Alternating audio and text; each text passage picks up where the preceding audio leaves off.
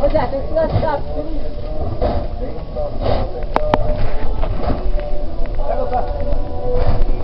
A chave aí, a chave aí. Abre o caixa.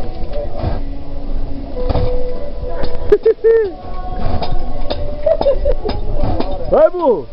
Do outro lado, do outro lado.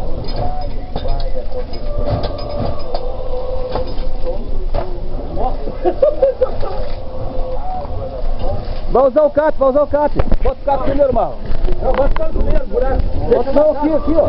Deixa mais Não, longe, cara. vai vazar aqui, cara. Que aí vai encher e perde a pressão, vai vazar aqui, ó. Forma.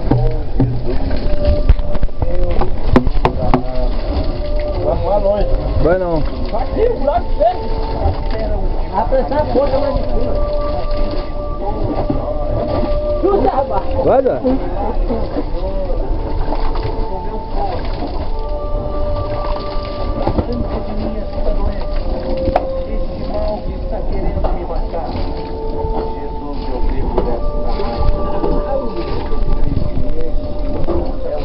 Nossa senhora, gente.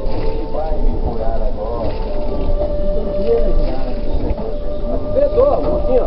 Vedou um pouquinho. A pressão tá alta. Não, não. Já não, então fudeu o cano. Não, porque o cano de frente tá cheio d'água. Aí amortece a queda da água, do jato. Fabiano nunca mais mal da minha vida, não, filho. Bonito, né?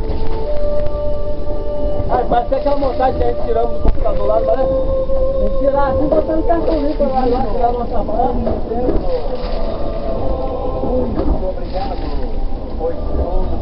É mesmo, Zezinho.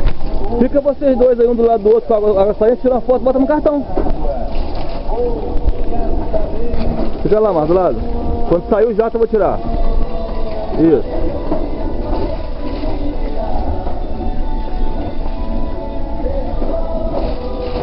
Tá filmando, piada?